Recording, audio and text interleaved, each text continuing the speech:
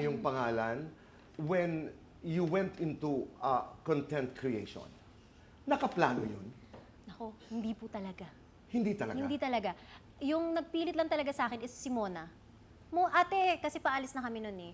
Tapos parang sabi ko, okay naman yung career ko, nakakapag-extra ako na may lines, support, ganyan. Opo. So happy naman At ako. happy ka na doon? Yes! Kasi yung lines ko mahaba-haba. Mahirap siya kabisaduhin. Happy na ako nun. Pero paalis kami nun. Tapos sabi niya, ate, sabi ko sayang no, hindi na ako makikita ulit sa TV, hindi na ako mapapanood.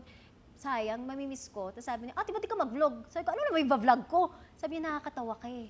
Nakakatawa. Kasi para ako, ganyan talaga yung ugali ko po sa bahay. Lagi akong nagpa-prank, lagi akong makulit. Yun po talaga. Tapos sabi niya, tara, shoot kita, tapos edit ko, tapos upload natin. Sige, tara. Sabi ko, pero di ako marunong yan ha. Tapos nasa labas pa po kami. Ay, muna, tago mo yung camera. Nakatingin sa atin, nakakahiya. Hiyang-hiya po talaga ako maglabas ng camera at mag-shoot kasi feeling ko papagalitan ako. O sino ka ba para maglabas ng camera? Bawal, may wala kang permit. Ganyan. So sabi ko, Doy, ikaw na maghawak. So siya, sabi niya, alam mo ate, hayaan mo sila tumingin. Bahala sila. Basta tayo, mag-video tayo. Edi, ginawa namin yung everyday routine. So Tas it was nagulat Mona. It was Mona. Who pushed you to go into content creation.